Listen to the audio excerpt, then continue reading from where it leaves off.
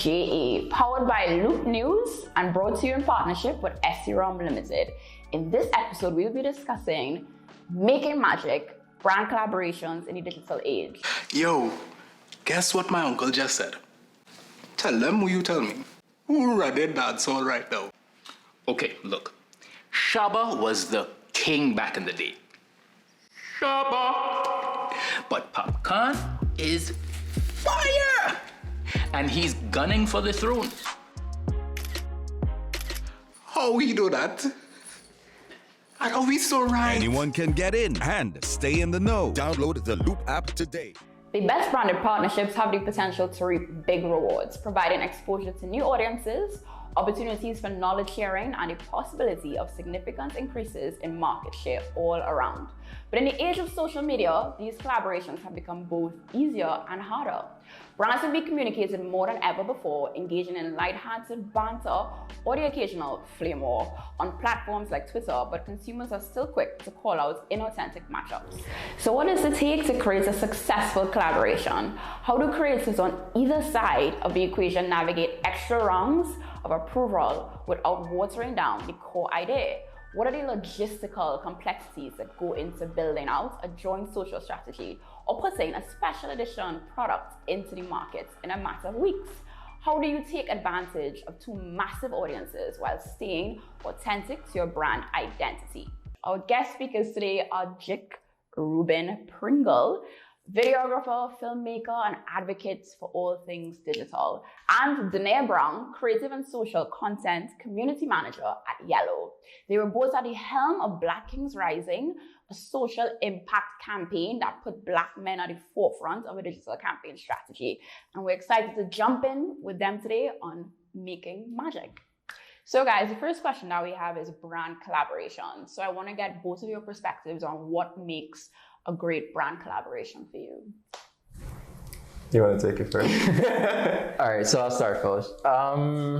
What makes a good brand collaboration? I think it's that unique intersection of where companies, organizations can meet that perspective or that interest of an individual or other companies. So where those interests align, I think that's where the magic happens. If you're a sports brand and you find someone who does a specific sport and you want to advertise on that, it's where those interests of that person and what they do outside of the sport also try to enhance your own organization. So I think that's where the magic is. Mm-hmm. So I know I was definitely like the brand perspective, but from the creative perspective, what makes a great brand collaboration for you? A great collaboration between creatives and the brands is, having that creative freedom.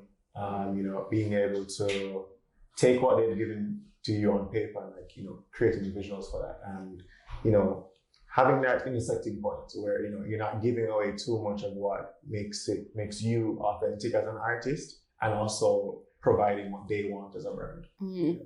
I love that because that makes me intersect into the next question, which is what is a requirement for you for any brand partnership? And then I want to flip it in terms of from the brand side, what's a requirement that you like to see from creators for brand collaborations? For me, it's just not watering down my concept. Meeting me where I'm at, whether it be 100% or very least 80%. What I actually want to. How do you usually go about those conversations? It is a difficult conversation. It's one that I am very strict on. So, if I come up with a concept, and I've done quite a few projects, usually for me, it's, the concept comes, I have the concept first, the idea, and then finding brands that I feel will align with it well. Mm-hmm. So, and that, by aligning meaning that they will accept the concept, they won't try to take over or overly brand the project itself. So yeah, if I can't find a brand or entity that does that, I'm walking. It's a no for you. Yeah. Dana, you say? I mean, Jake made a very good point. It's, as any good marketer, I think we do our research for the different persons we want to collaborate with. And if we have something specific, we try to look for anybody who could be able to create that, help us with it, amplify it, etc. So I think the good brand partnerships is definitely making sure you do your research. finding that person that matches the campaign or the activation or whatever it is that you're doing to help to execute it properly. I know Jake with a lot of like black and white photos and stuff like that. So, and I know he's the magic man behind that. If I'm doing a campaign that is much more emotional, trying to bring awareness to something, Jake is definitely the person I'm going to, because he would align with that.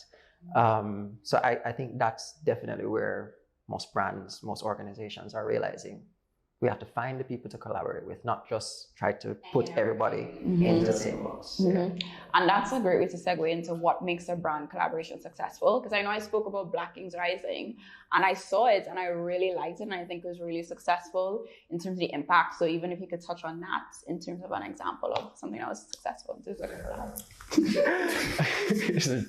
All right, collaborating. I'll take it from the foundation of it. We saw a unique opportunity when everything was happening with Black Lives Matter, etc.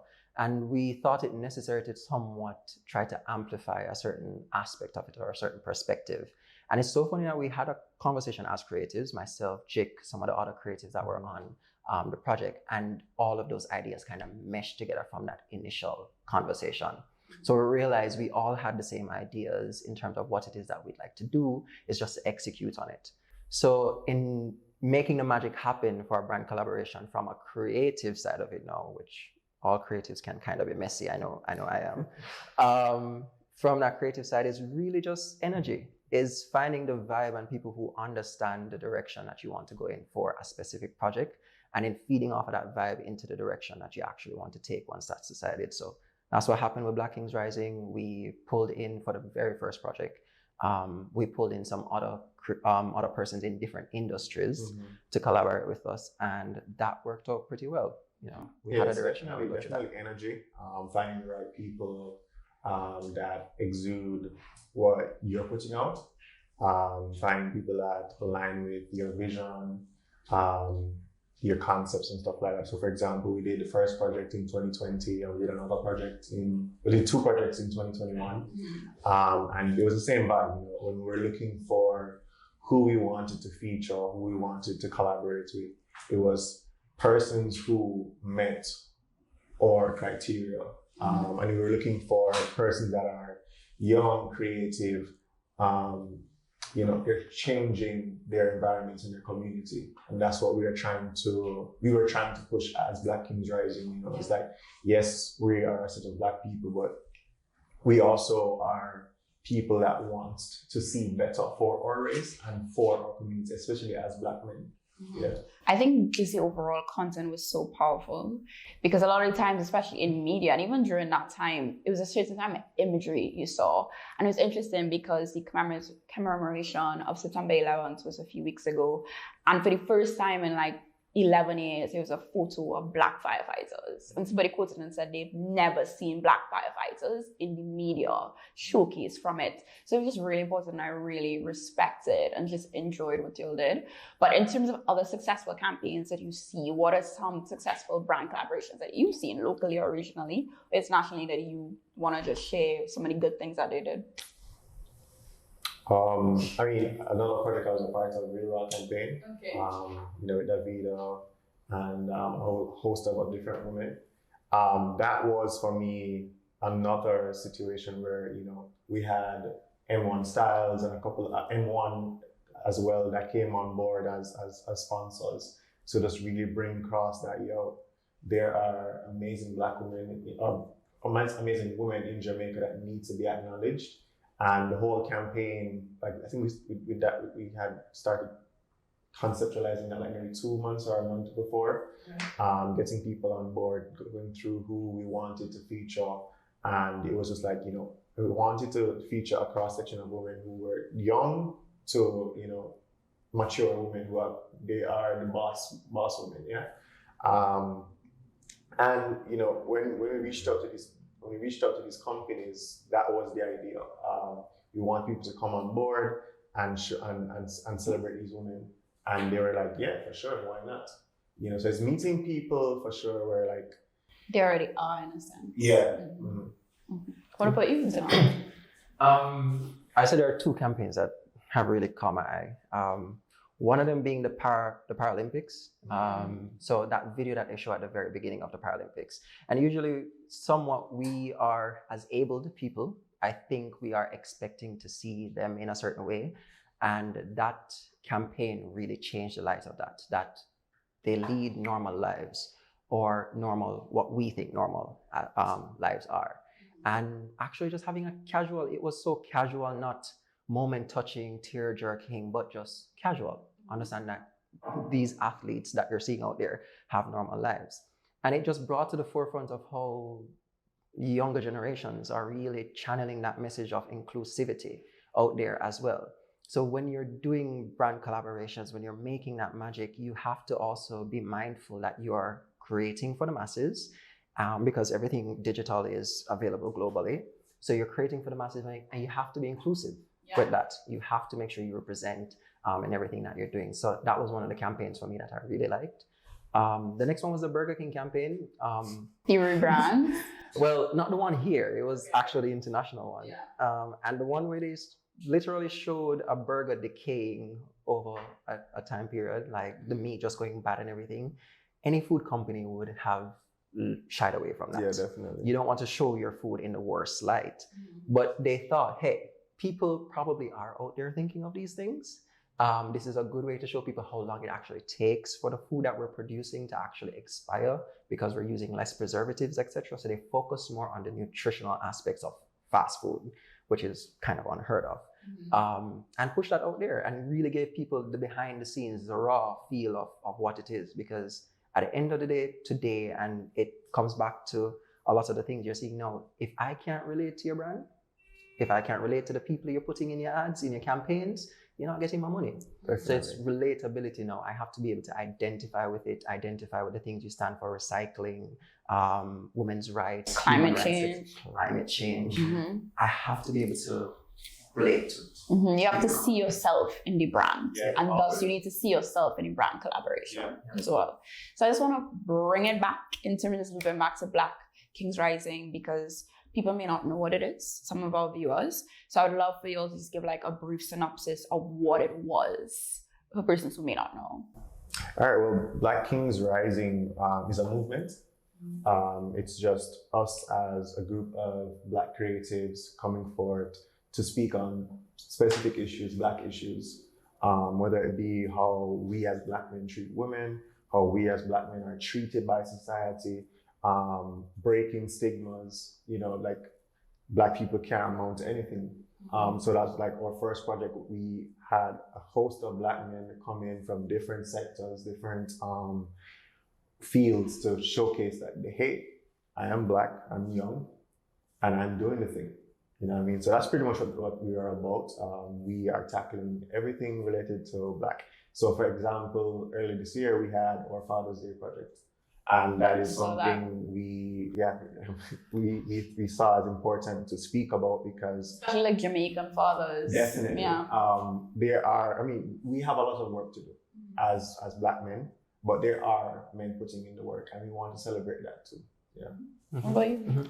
I think Jake really encompassed everything about Black Kings Rising. That it's a movement. It's something we hope will grow into a lot more things, where we can even probably offer mentorship programs as well. And just not only educate other Black men on certain things, but also educate ourselves as being a part of the program on how we might be even stigmatizing some of the things out there and need to understand it a little bit better. So it's a movement. It's continuously growing, and it's trying to change that narrative. So yeah, it's definitely a growing platform for ourselves as the creators in the group, and for external people that are watching and engaging with our brand. Where can people find it? So you can find us on all social media platforms. I think he the first me, because I helped to run them. So it's B Kings Rising on all social platforms. If you type in Black Kings Rising anywhere, you'll also find it as well. So you can connect with us on socials, Facebook, Instagram, Twitter. So yeah. Got you. Okay, and then in terms of what are some great things that have come from some of the brand collaborations you've either worked on or worked with? So I can talk about the project that I'm working on right now, which is the PCOS 1 in 10 JA. And one of the best things that has happened since we've been working on that project is just the community that has been built. I've seen it on Twitter. I'm happy Yeah.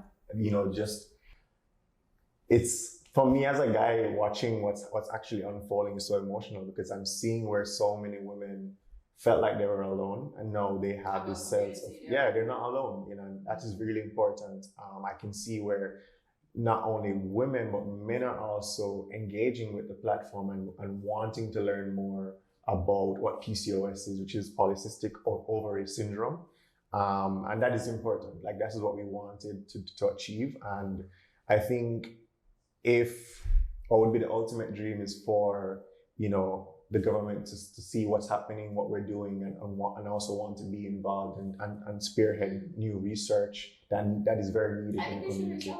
Yeah, we plan to. We are in the works. That is in the works. But that is one of the good things I think that is coming from these projects. It's just the community that is being built across all the stuff that I've done, because I do mostly advocacy work, awareness projects.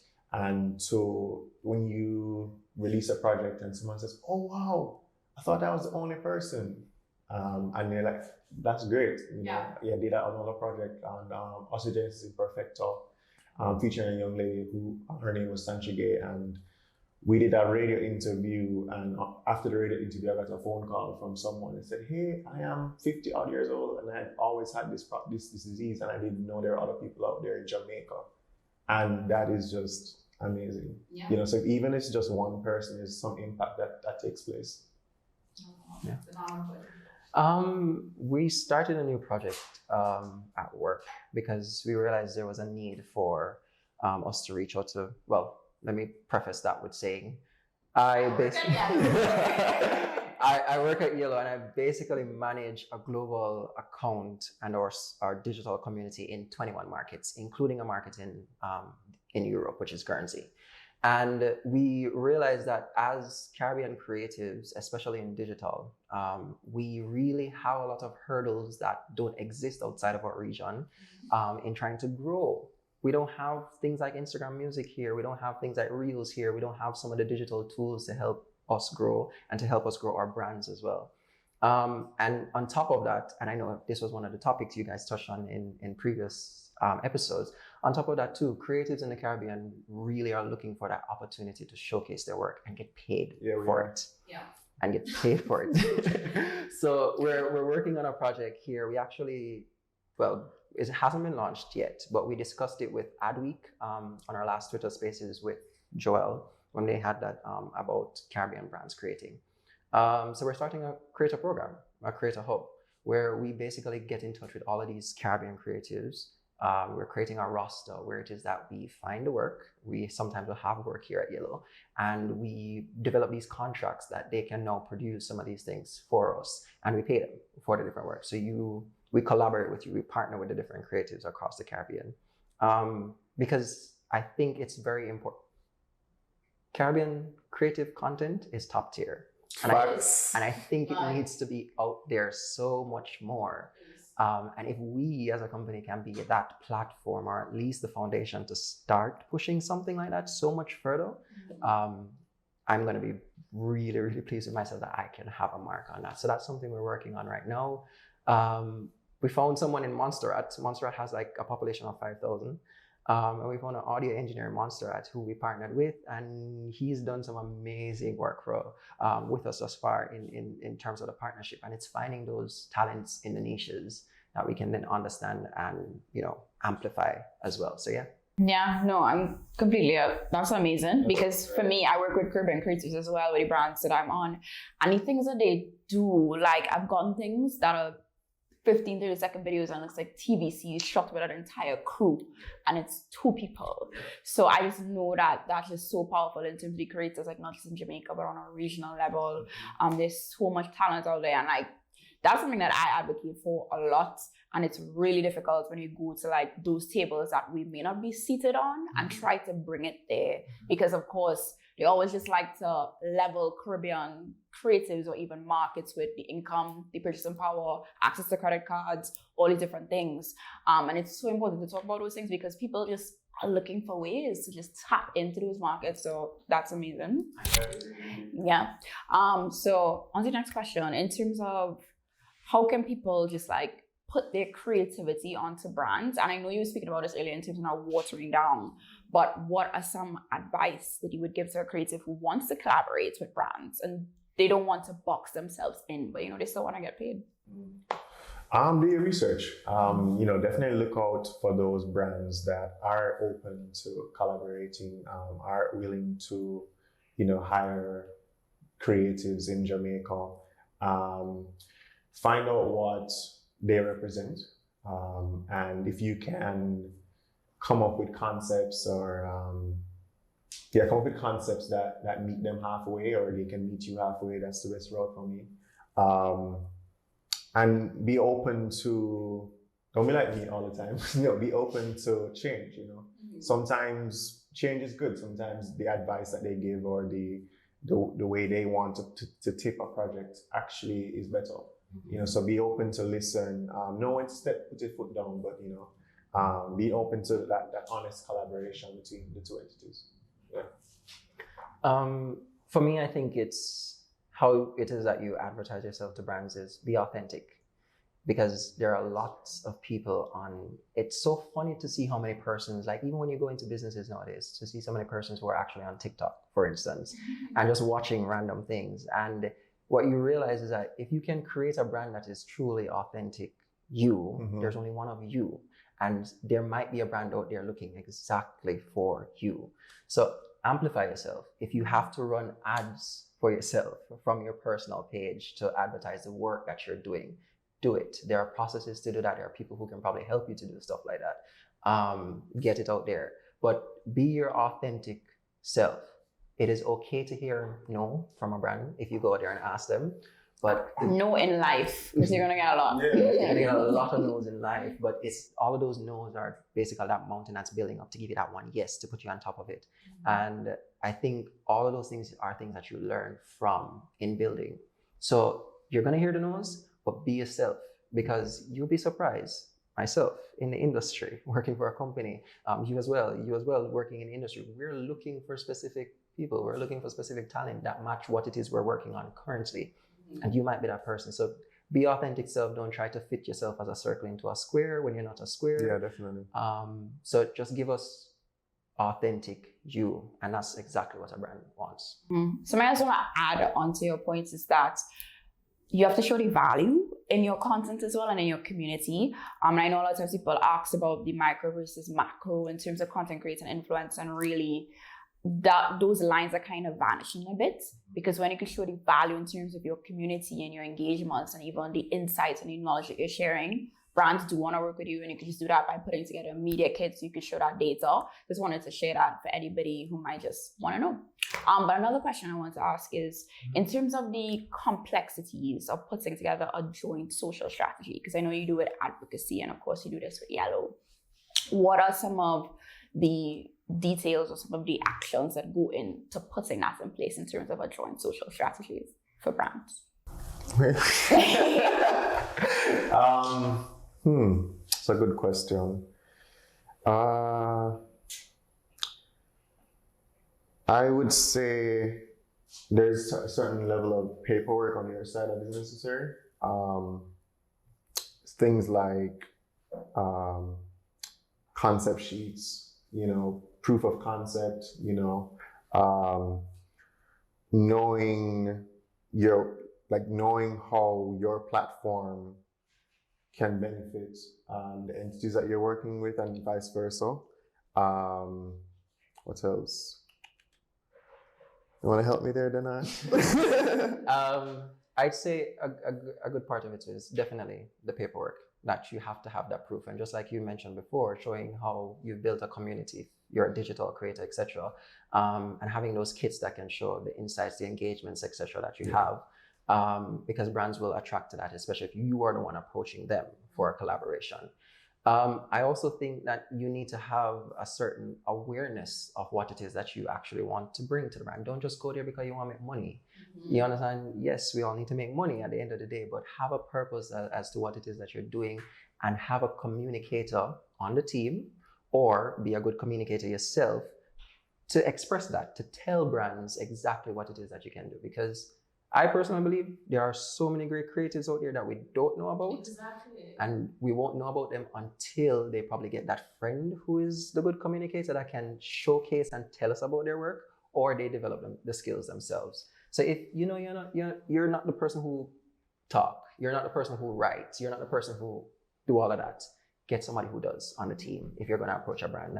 I think those are the important things. Communicate your strategy, understand the paperwork that goes behind it, and also just put yourself in the light of what you think they might be looking for based on your research. Yeah. And since the social aspect, because I know you've worked on some like the PCOs, like is there anything that you need to have in place for those types of, not really, I don't want to say medical, but more health related strategy campaigns? So definitely, so I don't do anything without a team. Like as you mentioned, I am not that great of a communicator. I love coming up with the concepts, but everything else, I have a team that is there. So I have someone that's helping me with the PR. There's someone that, since I do a lot of medical related stuff, there is a professional that I'm always liaising with to ensure that I'm on the mark. I'm not straying away from what we want to achieve.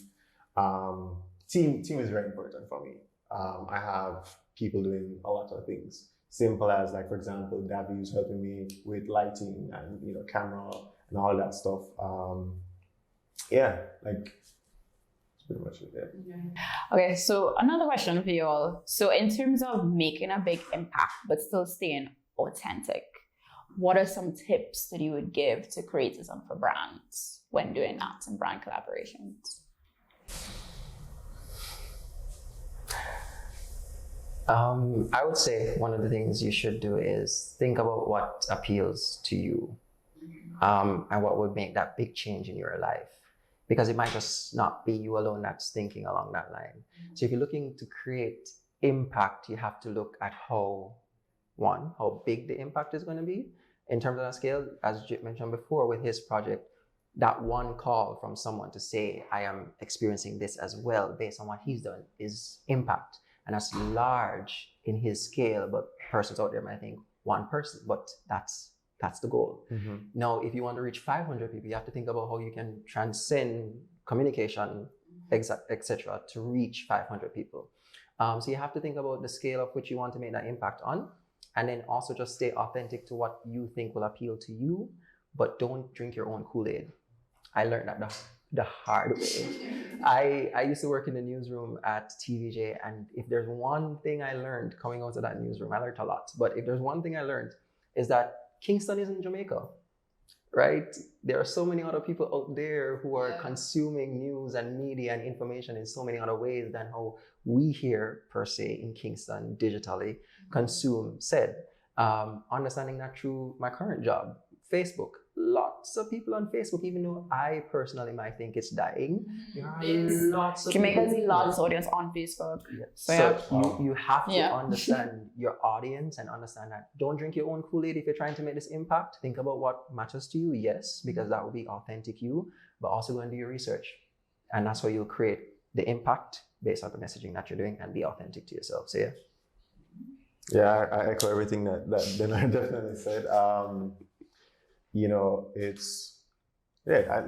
don't need to repeat if you literally said it. Gotcha. Yeah.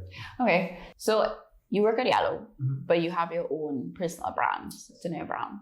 How do you maximize on those two audiences? Because I know even as digital marketers or any entity, even as photographers, you have that brand persona. So in terms of, I know a lot of times people are like, fit into your niche in terms of what you put out there, but how do you maximize on your audiences and the different roles you play? For me specifically, it's the hardest thing when you're managing a brand that operates in 20 plus markets for social media and you're on it. My pinky fingers were hurting from just holding my phone constantly for the day. And then to channel all of that, finish all of that, and then go into your personal brand, and then you have to post for yourself, etc. I'm off social media so much. Like I take a hiatus probably every 3 days. Just simply out of that. So it's hard. It's hard when you work in a specific field, and then to have to also channel some of that energy in improving and in creating your own brand. It's sometimes the hardest thing. So how I find the balance is that I schedule time in my work calendar for focus. And in those focus moments, I create articles, I create content, etc., so that I can actually have that and put it out. And I will schedule it myself for my own personal brand so that it goes out at X time and I don't forget or second guess it or overthink it. Because the niche I'm trying to build for myself is that marketer who's also very thinking about his health, his physical health, etc. And also that person who is sometimes a gamer as well, because I am a gamer. Twitch? I do stream on Twitch. I don't have a lot of subscribers, but I do stream on Twitch for League of Legends. But like, it's also trying to figure that out, and that's me, and that's my me time, and I schedule my focus time. So I think it's important, because at the end of the day, I cannot physically take up all of the work that I'm doing in an organization and hold it in my hand and take it to someone else to say, this is my proof of work. I have to be doing it. I have to be putting it out there. I have to be writing articles. I have to be posting for myself, etc., to actually have that to show. So make time for yourself. Make time for yourself. Yeah. Definitely. Now for making the time for artist. yourself. I mean, thankfully, I'm a visual artist, so some of the work is quite easy. I just post. But then even then, like, social media is so draining for me.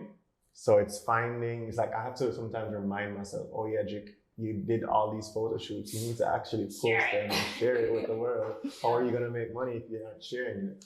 But thankfully, there is such a thing as referrals. But even then, putting it out there, getting interviews, platforms like these that people can see me and get to understand who I am. Because it's more than just seeing me and seeing the work. People want to get to know the person behind the camera. So the way I dress, people are interested. Why do I dress this way? They want to understand that. And so every now and then I have to put myself out there, do stories, be a part of IG lives, be a part of spaces, just to get my name out there and showcase that why I'm so different from everybody else. Yeah. And just to wrap, because I know you were speaking about just putting your stuff out there, and that's like always the first line of advice I give to anybody who's like looking for freelance, looking for more opportunities. You can't look for these things if people don't know you exist. So you have to put it out there. And even for me, like, you were just preaching to the choir a while ago in terms of, because I'm overseeing like 20 something brands, and then when I have to go to me, it's just like so exhausting. But when you put it out there and any feedback, like Davida and Lanville, who created this platform, they would have seen me from Twitter and me speaking on there for me to get this opportunity, just as an example. So it is just important to put yourself out there. But in terms of 3 tips that you will just leave with our audience for having impactful or getting brand collaborations, I want you both to just give 3 tips to our audience to close. We've been saying this all episode, be authentic. Don't be afraid to reach out to brands. When I just started, one of my biggest clients at the time, I had reached out to them and showed them my work, and they were like, yeah, you never know. Like, that's one thing. The last thing is create a routine, a routine where you know that, today I get up, before I head on the road, I'm going to do some dry emails or, some social media posting. Definitely be on top of the social media game, and that would definitely help. Yeah. I guess my first tip would be treat brand collaboration, if you're trying to partner with someone, like job hunting. You have to create that routine, as Jake said, in terms of like sending the emails, etc., but making sure that you customize them for each person you're reaching out to. Also, no more feather banners if you're trying to reach for a brand collaboration. You have to push past a lot of these old traditional forms of things that we would do in terms of what you can bring to the brand. You have to bring new age stuff, things no one has thought of, that only you have thought of when you were cutting grass, or you're at the gym, or whatever it is, you had that one thought, write it down. So know what it is that you're going to put out there.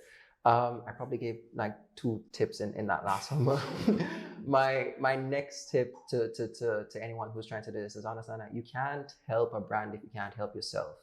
So even though 20 plus social media profiles, and I'm struggling to find the time for myself to do it for myself, to put myself out there as a digital marketer, it's so important to do that, because that's how people know what it is that you do, as we mentioned before. So take care of yourself, you can take care of so much more on the side as well. And my very last tip to everyone is, if there's one thing I learned, and I'm not that old, but if there's one thing that I've learned working in marketing, is that it's so easy for us to drink our own Kool-Aid. It's so easy for us to assume that we know and think that we know that this is how people are going to respond to something, and spend money and do the thing and spend time to create something that we think people are going to respond to in a certain way. Don't drink your own Kool-Aid. Do the research. Actually find out what it is that people actually want to know, people actually want to vibe with, people actually want to do out there before you actually go and do it, and save yourself some money and embarrassment in the exchange as well. So research, very important, and think about yourself and treat it like a routine. Create a routine for it. So yeah. Same for creatives too, you know, like don't think that you know it all. Be open to criticism. Yeah. You know, being open to advice. Don't be afraid to ask for advice. You know, if you know people at these different brands, ask them like, how can I improve my pitches to ensure that, you know, the next time I pitch, that, you know, it is successful. Yeah. Thank you so much, guys. And I just want to say thank you everybody for tuning in for this episode of Pull Up a Chair JA.